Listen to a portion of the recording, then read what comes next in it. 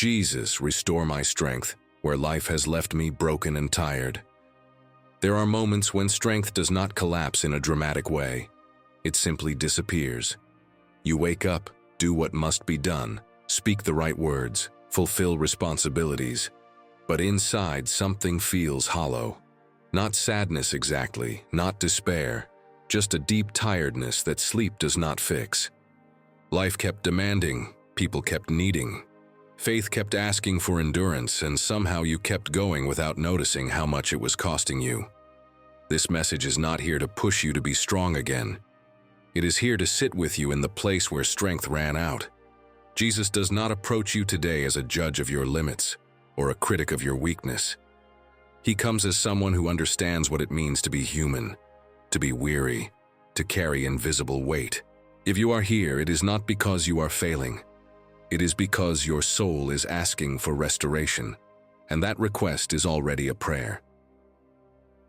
When strength quietly slips away, there is a kind of tiredness that does not arrive with a warning. It does not announce itself through tears or collapse. It settles in slowly, almost politely, until one day you realize that the strength you used to rely on is no longer there in the same way. You still function. You still answer messages. You still keep your commitments. But everything requires more effort than before. What once flowed now feels forced. What once energized you now drains you. This is not laziness. This is not a lack of faith. This is what happens when life keeps asking and asking, and no one notices how much you are giving away. Often, this kind of exhaustion confuses people because there is no clear reason for it. Nothing dramatic happened. No single crisis explains it. And because of that, you may even feel guilty for feeling this way. You tell yourself that others have it worse, that you should be grateful, that you should be stronger by now. But strength does not disappear because you are weak. It slips away when you have been strong for too long without being restored. When you keep carrying, supporting, enduring, and reassuring others while quietly postponing your own need for rest and care. Jesus understands this kind of weariness deeply. He does not see your tiredness as a failure. He sees it as evidence of love, responsibility, and perseverance. He knows the cost of continuing when stopping feels impossible. He knows what it means to give yourself until there is very little left to give. When strength quietly slips away, it is not a sign that God has stepped back. It is often the moment when He draws closer, because now you are no longer relying on what you can produce, but on what He can restore. There is something important you need to hear here. Losing strength does not mean losing purpose. Feeling tired does not cancel your calling. Being worn down does not disqualify you from God's care. In fact, this quiet exhaustion often reveals how much pressure you have been carrying alone. You learned how to survive, how to adapt, how to push forward. But survival was never meant to be permanent. Jesus does not invite you to endure endlessly. He invites you to come to Him when endurance has reached its limit. Many people only talk about strength when it is visible, loud, and impressive. But the strength that slips away silently is often the deepest kind, because it was built through years of showing up when no one applauded, believing when answers were delayed, and loving when it cost you something. When that strength fades, it leaves behind a vulnerability that feels uncomfortable, even frightening. You may wonder who you are without it. You may fear becoming a burden. You may worry that if you stop, everything will fall apart. This is where Jesus gently interrupts those fears. He does not ask you to explain your tiredness. He does not demand that you fix yourself before coming to Him. He simply meets you in the truth of where you are. The quiet loss of strength becomes the doorway to a different kind of relationship with God, one that is not based on performance or resilience, but on trust and rest. When you allow yourself to admit that you are tired, you are not stepping away from faith. You are stepping deeper into it. Pay attention to this moment. If you recognize yourself here, it is because your soul is asking for something more than motivation. It is asking for restoration. Not a quick boost, not temporary relief, but a deeper renewal that reaches the places life has slowly worn down. Jesus sees exactly where your strength slipped away. and He knows how to rebuild you from the inside out.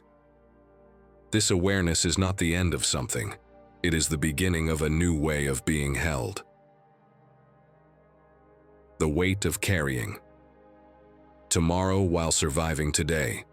There is a special kind of exhaustion that comes from living too far ahead of yourself. Your body is here in today, but your mind and heart are constantly pulled into tomorrow. What still needs to be done? What might go wrong? What you cannot afford to fail at? You wake up already thinking about what is coming, and you go to sleep with the same weight pressing on your chest.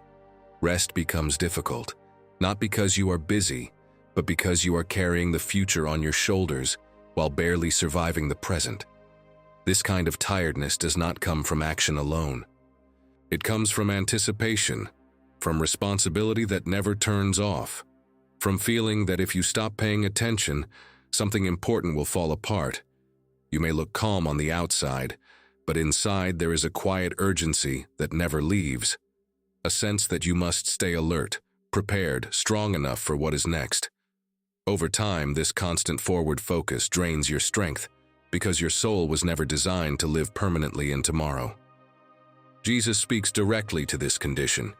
Even when we do not realize it, He does not deny that tomorrow exists. He does not pretend that responsibilities are imaginary, but He knows what happens when tomorrow becomes heavier than today, when fear of what is coming steals the peace that is available now, when the future becomes a burden instead of a hope. This is not wisdom. This is survival mode, and survival mode slowly consumes the soul. You may have learned this pattern out of necessity. Life taught you to be prepared. Experience taught you that waiting can be dangerous, that being caught off guard costs too much. So you adapted. You became someone who thinks ahead, plans ahead, braces for impact before it arrives. And for a time, that strength helped you. But when this way of living becomes constant, it begins to replace trust with control. Not because you want to control everything, but because letting go feels too risky. Jesus does not shame you for this. He understands why you learned to live this way. He understands the environments that shaped you, the disappointments that forced you to be alert, the seasons where no one else carried the weight with you. But He also knows that carrying tomorrow while surviving today slowly separates you from the grace available in the present moment. You become tired not only because life is hard, but because you are living in a time that has not yet arrived. There is a gentle invitation hidden here. Jesus invites you to bring tomorrow back into its proper place, not to ignore it, not to deny it, but to release it from your grip. He reminds you that tomorrow has its own grace, and today has enough of its own weight already. When you try to live both at once, you overload your heart. When you allow today to be today, something inside begins to breathe again. This shift does not happen all at once. It begins with awareness, noticing how often your thoughts run ahead, catching yourself rehearsing outcomes that have not happened, feeling the tension in your body when you think about what is coming next. In those moments, Jesus does not rush you. He simply draws your attention back to where you are, back to the breath you're taking, back to the fact that you are not alone in this moment, even if the future feels uncertain. As you begin to loosen your grip on tomorrow, you may notice resistance.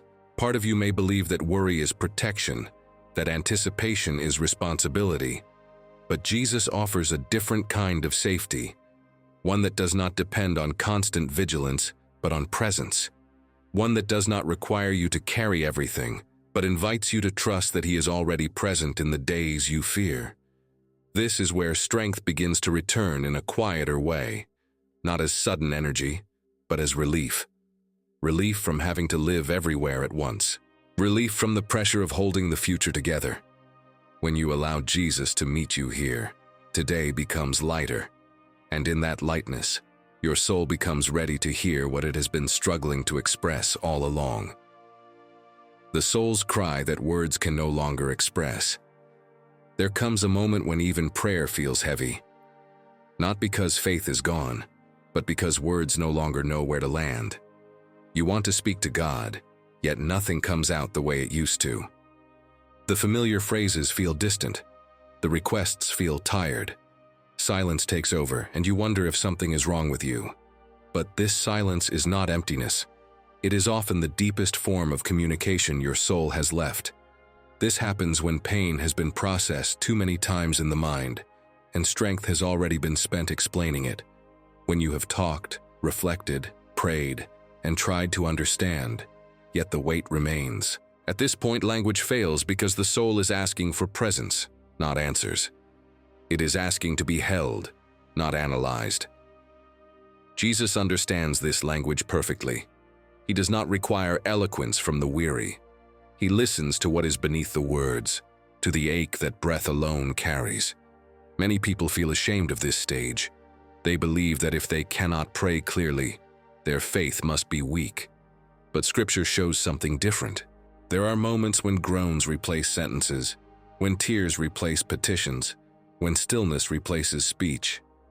This is not spiritual decline. It is spiritual depth. It is the soul reaching a place where only God can interpret what is happening inside. Jesus never interrupts this silence with pressure. He does not demand that you explain yourself better or try harder. He sits with you in the quiet, allowing what has been buried to surface without force. This is where healing begins to move inward, beyond the surface level of words and into the core of who you are.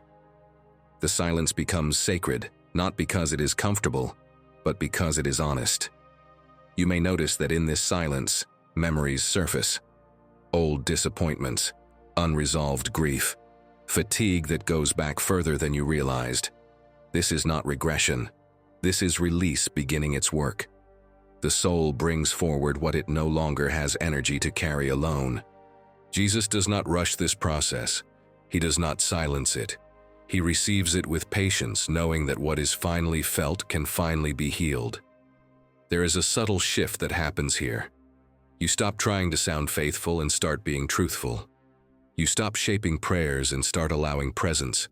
This is where intimacy with God deepens, because it is no longer based on performance or clarity, but on trust. Trust that even when you cannot speak, you are still heard. Trust that even when you feel disconnected, you are still known. This kind of prayer may not feel powerful, but it is profoundly real. It strips away everything unnecessary and leaves only what matters. A heart that is tired but open. A soul that no longer pretends. Jesus draws especially close in these moments because nothing stands between you and him anymore. No language, no masks, no expectations. As you sit here, you may realize that your silence has been an invitation all along. An invitation to stop explaining yourself to God and let him explain you to yourself. This quiet space prepares your heart for the next movement, where Jesus does not just listen, but gently reveals how he meets you even when motivation has disappeared. Jesus in the space where motivation has died. There is a place few people talk about, the place where you are not actively hurting, but you are no longer inspired either. You are not desperate enough to cry out, and not hopeful enough to feel excited. You simply exist, doing what must be done without desire. This is where motivation dies quietly, not in rebellion, not in anger, but in exhaustion. Many believers fear this place because they assume God only moves where there is passion. But Jesus is deeply present here. Motivation often fades when effort has outweighed reward for too long. When prayers felt unanswered. When obedience felt unseen. When faith became routine rather than relationship. You did not stop believing, you just stopped feeling. And that numbness can be frightening because it feels like distance from God. But numbness is not absence. It is often protection, the soul's way of preventing further damage when it has been stretched too far. Jesus does not wait for your enthusiasm to return before drawing near. He does not confuse motivation with devotion. He knows the difference between a heart that resists him and a heart that is simply tired. When motivation has died, he does not try to revive it immediately. He addresses what killed it: the disappointment, the delay, the emotional overload, the moments where you showed up expecting something and left carrying more weight instead. In this space, Jesus shifts the focus away from what you feel and back to who he is. not as a concept, but as a presence. He does not ask you to be excited about faith again. He asks you to remain, to stay connected even when nothing feels rewarding. This is not a test of loyalty. It is an invitation to rest in relationship without the pressure to produce emotion. There is something deeply healing about realizing that Jesus stays when your energy does not, that his closeness does not depend on your intensity. When motivation dies, what remains is often the purest form of trust.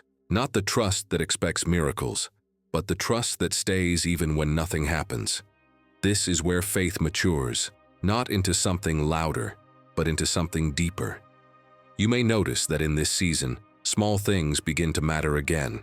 A quiet moment, a gentle thought, a sense of being accompanied rather than inspired.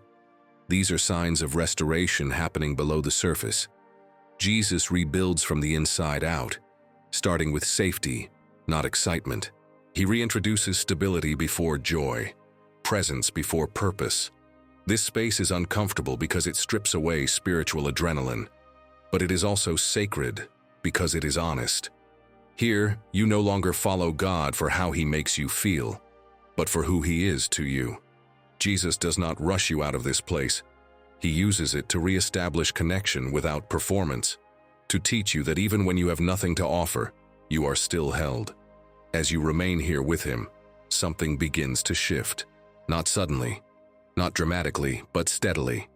You start to realize that motivation is not the source of your faith. It is a result of being sustained.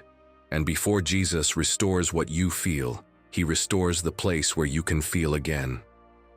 The holiness of needing to stop. There comes a point where continuing is no longer an act of faith, but an act of fear. Fear that if you stop, everything you have been holding together will fall apart. Fear that rest means weakness, that slowing down means losing ground, that pausing means disappointing God or others.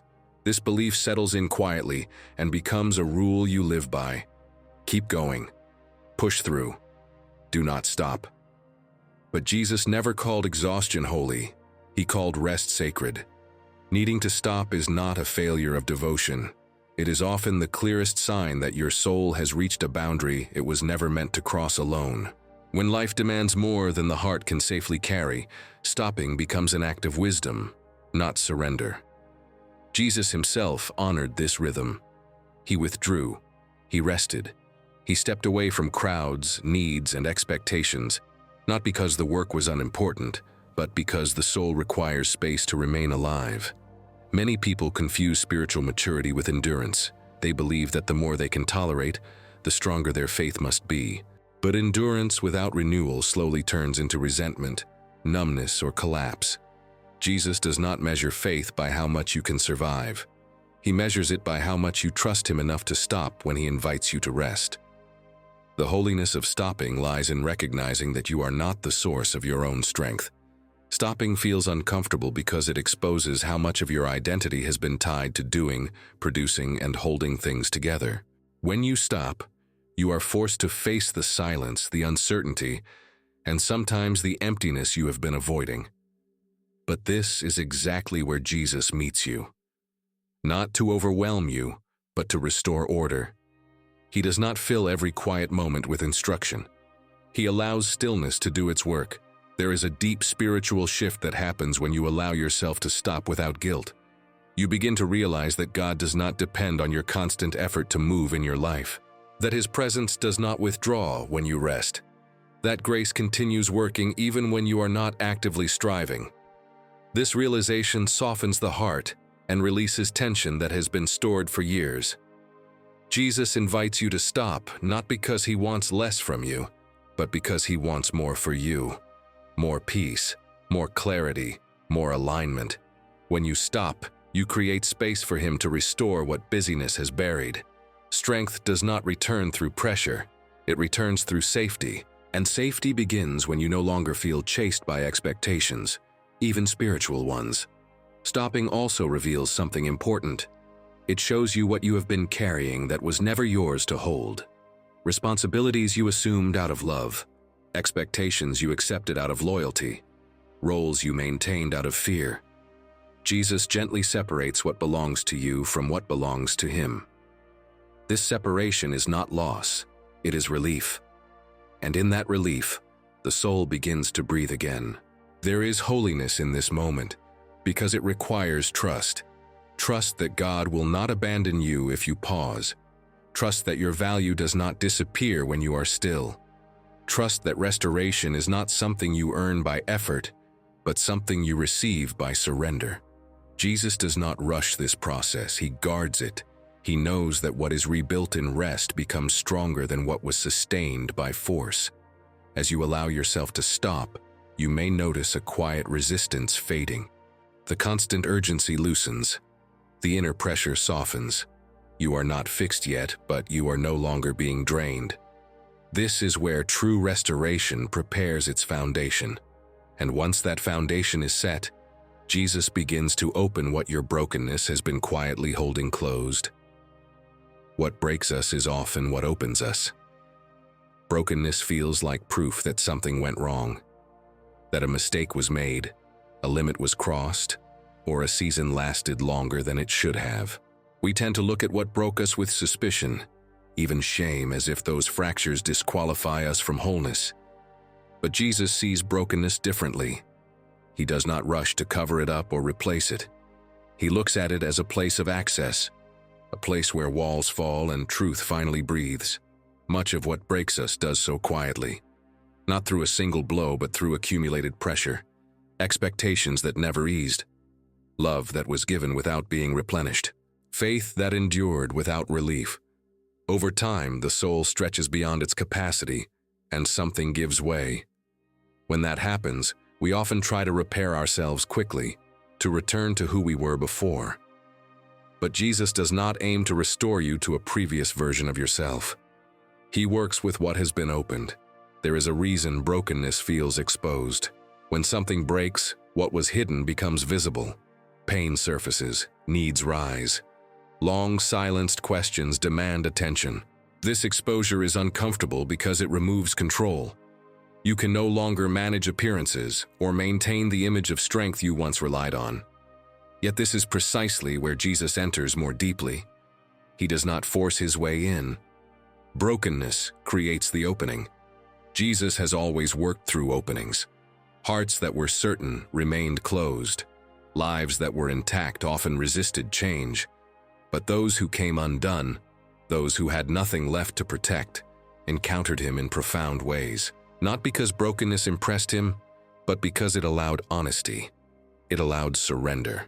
It allowed relationship without pretense. What breaks you often reveals where you were carrying more than you were meant to.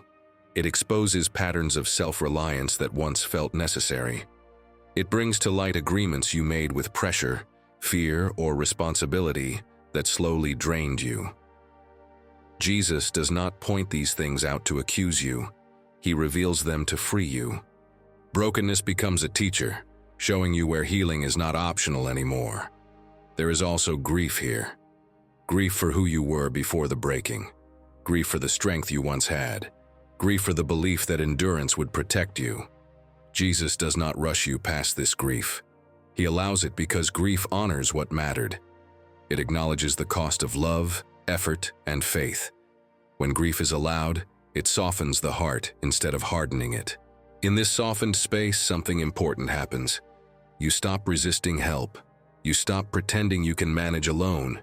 You stop striving to appear whole. This is not giving up. This is opening up. Jesus moves freely where resistance ends. What felt like loss becomes invitation. What felt like damage becomes doorway. Brokenness also changes the way you listen. When you are intact, you often listen selectively. When you are broken, you listen deeply. You hear God not only in words but in moments, pauses, and gentle impressions. You become more receptive, not because you are weaker, but because you are no longer guarded. This receptivity is fertile ground for restoration. Jesus does not waste what breaks you. He does not minimize it either. He treats it as sacred ground, because it is where transformation becomes possible. The opening created by brokenness allows Him to reach places strength never could. It allows healing to move inward instead of staying superficial. As you begin to understand this, your relationship with your own brokenness shifts. You no longer see it only as something to escape.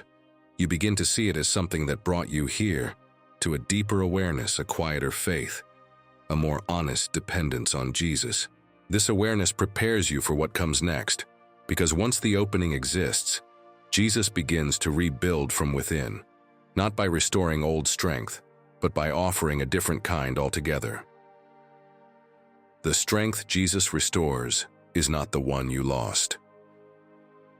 When you ask Jesus to restore your strength, it is natural to imagine going back to how you were before everything became heavy.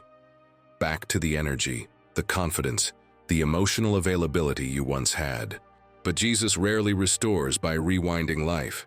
He restores by transforming what strength means.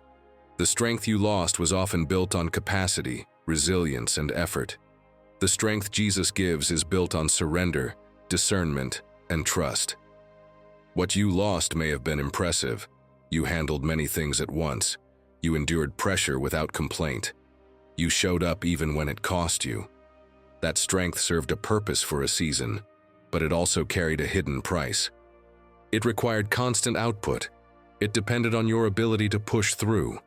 Over time, it asked more from you than it gave back.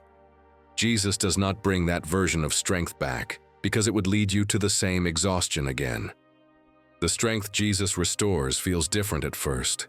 It is quieter, less urgent, less driven by the need to prove anything. It does not rush you to respond or react. It gives you permission to pause before you decide, to listen before you act, to rest before you engage. This strength is not designed to impress others. It is designed to protect your soul. You may mistake this new strength for weakness because it does not feel powerful in the way you are used to. You may notice that you say no more easily, that you step back instead of stepping in, that you conserve energy instead of spending it freely. This is not loss. This is wisdom growing. Jesus restores strength in a way that honors your limits instead of ignoring them. This restored strength also changes how you relate to pain. Instead of pushing through it, you acknowledge it. Instead of minimizing it, you bring it into the light. Jesus does not teach you to be tougher. He teaches you to be truer. The strength he offers allows you to feel without being consumed, to care without collapsing, to love without losing yourself. There is a deep relief that comes when you realize you do not need to become who you were, to be whole again. The past version of you survived. The present version of you is learning to live. Jesus is not interested in rebuilding a survival system. He is interested in establishing a sustainable life, one where strength is not measured by endurance alone, but by peace, clarity, and alignment with God's presence. This new strength is relational. It grows as you stay connected to Jesus, not as you push yourself harder. When you are tired, it invites rest instead of guilt. When you are unsure, it invites prayer instead of panic. When you are overwhelmed, it invites support instead of isolation. This strength does not abandon you when you slow down. It becomes more available. You may grieve the old strength as this new one takes shape. That grief is natural. The old strength carried you through difficult seasons. It kept you afloat. Jesus honors that. But he also knows that you cannot live indefinitely in emergency mode. The strength he restores is meant for long journeys, not constant battles. As this strength settles in, you may notice that your priorities shift. What once felt urgent no longer dominates your thoughts. What once demanded immediate action can wait. This does not mean you care less. It means you are learning to care wisely. Jesus restores strength by restoring order inside you. This is not a sudden transformation. It unfolds gradually, as trust replaces pressure and presence replaces performance. And as this new strength becomes familiar, you become ready for the next movement, where healing is already happening in ways you may not yet recognize. Healing that happens before you notice it. Not all healing announces itself. Some of the most important restoration happens quietly, beneath awareness, without a clear moment you can point to and say, "This is where everything changed." You may still feel tired, you may still feel uncertain, Yet something subtle begins to shift. You react differently. You breathe more easily. The weight does not press as hard as it once did. This is healing in its earliest form, and it often goes unnoticed because it does not look dramatic. We are used to measuring healing by visible results: more energy, clear answers, renewed enthusiasm. But Jesus often works deeper than that. He begins by calming what was constantly alert, softening what was tightly held, and steadying what had been shaken for too long. This kind of healing is easy to miss because it does not remove all discomfort at once. It simply makes the soul safer to live in. You may notice that certain thoughts lose their power.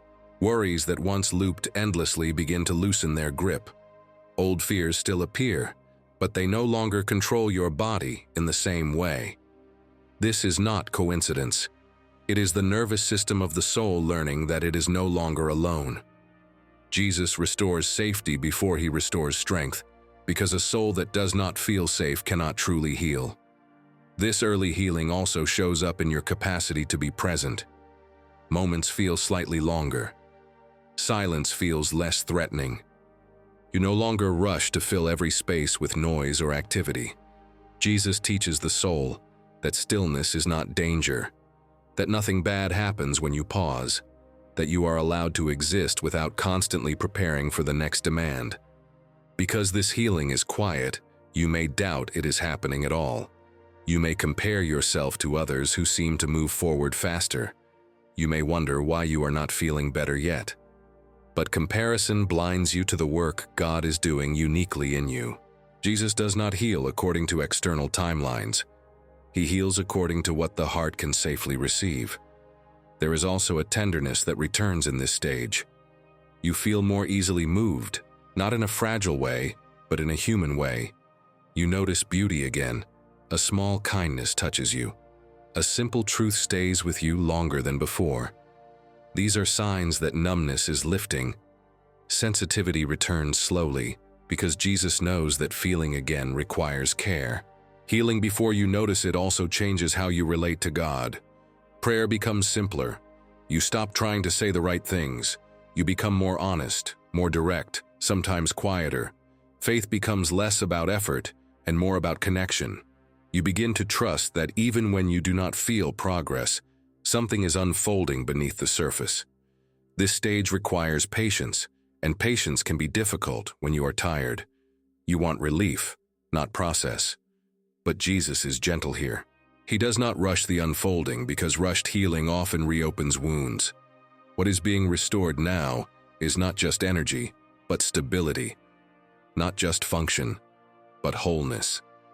As this hidden healing continues, you may look back one day and realize that something heavy is no longer there.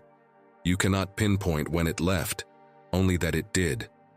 This is how Jesus often works. He removes burdens quietly so you do not feel the shock of their absence, only the relief. This quiet restoration prepares you for the next step. Once the soul feels safer, stronger, and more present, movement becomes possible again. Not rushed movement, not pressured movement, but a rising that honors where you have been and respects where you are going. Rising without rushing. There is a moment after deep tiredness when movement becomes possible again, but it feels unfamiliar. You are not stuck anymore, yet you are not ready to run. Something inside you wants to move forward, but another part is cautious, almost protective. This is not fear. This is wisdom being formed. Jesus does not pull you out of rest and push you back into motion. He invites you to rise slowly, with awareness, without urgency. Rising without rushing means allowing strength to return at its own pace. It means resisting the pressure to prove that you are better now. After long exhaustion, there is often an impulse to compensate, to catch up, to show that the pause did not set you back. But Jesus does not measure recovery by speed. He measures it by stability. He knows that rushed healing often leads back to the same patterns that caused the breakdown. At this stage, you may notice that your discernment is sharper. You feel hesitation where you once felt obligation. You sense limits more clearly. This is not weakness. This is strength learning how to protect itself. Jesus teaches you to move in ways that do not drain you again. He restores your ability to choose, not out of pressure, but out of alignment. Rising without rushing also changes how you see opportunity. Not everything that calls you deserves your response. Not every need is yours to meet. Not every door must be opened immediately. Jesus helps you understand that saying no is sometimes the most faithful response. This clarity is part of restoration. It keeps you from confusing movement with growth. You may feel slower than before, and that can be uncomfortable in a world that values speed. But slowness after healing is intentional. It allows the soul to stay integrated. It prevents the disconnect between body, mind, and spirit that exhaustion creates. Jesus moves at a pace that keeps you whole, not just productive. As you rise, you may notice moments of doubt. You may wonder if you are truly ready, if the strength will last, if you will fall back into the same tiredness. Jesus does not dismiss these concerns. He meets them with reassurance, not promises of ease, but promises of presence. He does not tell you that you will never be tired again. He tells you that you will not be alone when you are. This stage often brings a new relationship with time. You stop racing it. You stop fearing it. You learn to live inside it. Today is no longer something to escape, and tomorrow is no longer something to dread. Jesus teaches you to walk with time instead of fighting it. This creates a steadiness that cannot be forced. Rising without rushing also means honoring what you have been through. You do not minimize it. You do not pretend it did not affect you. You carry the memory with respect, not as a wound, but as wisdom. Jesus uses this wisdom to guide your steps, helping you avoid paths that once drained you and recognize rhythms that sustain you. There is confidence that grows here, quiet but firm. Not the confidence of having control, but the confidence of knowing your limits and trusting God within them. You begin to trust yourself again, not because you are strong enough, but because you are more honest with yourself than before. As this rising continues, life does not suddenly become easy, but it becomes clearer. Decisions feel cleaner. Boundaries feel necessary rather than selfish. You move forward without abandoning yourself. This is the kind of restoration that lasts. This prepares your heart for the final truth, the one that holds everything together. The realization that Jesus is not just the one who helps you recover strength, but the one who becomes your strength in a way that no exhaustion can take away. When Jesus becomes your strength, not your solution. There is a quiet shift that changes everything. It happens when you stop coming to Jesus only for answers, fixes, or relief, and begin to rest in Him as the source of your life. Not as a solution to a problem, but as strength itself. This is not resignation. It is deeper trust, the kind that no longer depends on circumstances improving in order to feel held. For a long time, you may have approached God with a list of what needed to change, what needed to end, what needed to be restored. Those prayers were honest, and Jesus heard every one of them. But there comes a moment when the soul is tired of managing outcomes and simply wants to remain connected. This is where faith becomes less transactional and more relational. You are no longer asking Jesus to fix everything so you can be okay. You are discovering that being with Him is what makes you okay. When Jesus becomes your strength, pressure loses its authority. Life may still be demanding, but it no longer defines you. Challenges still come, but they no longer drain you in the same way. Strength now flows from relationship, not from effort. You stop bracing for impact and start leaning into presence.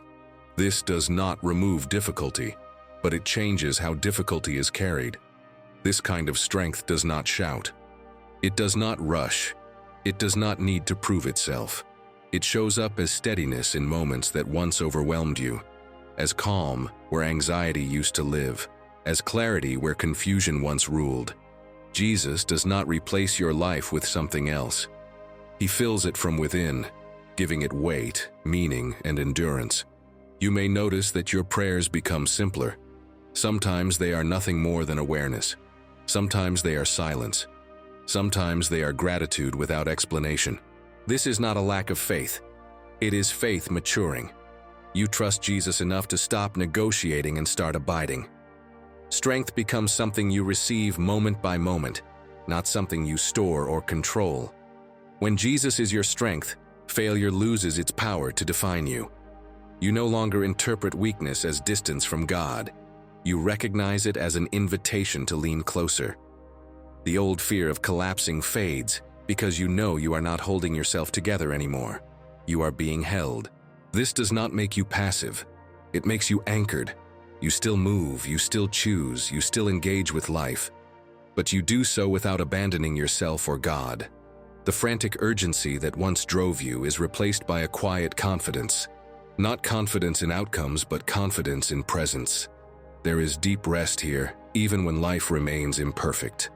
You stop waiting for the moment when everything is fixed to feel peace. Peace becomes available now, because it no longer depends on resolution. Jesus does not promise a life without struggle. He offers himself within it. And that changes everything. If you have followed this journey, it is because your soul needed more than motivation. It needed restoration, not just of energy, but of relationship. Where life left you broken and tired, Jesus does not simply repair what was damaged. He makes himself your strength, and that strength does not run out.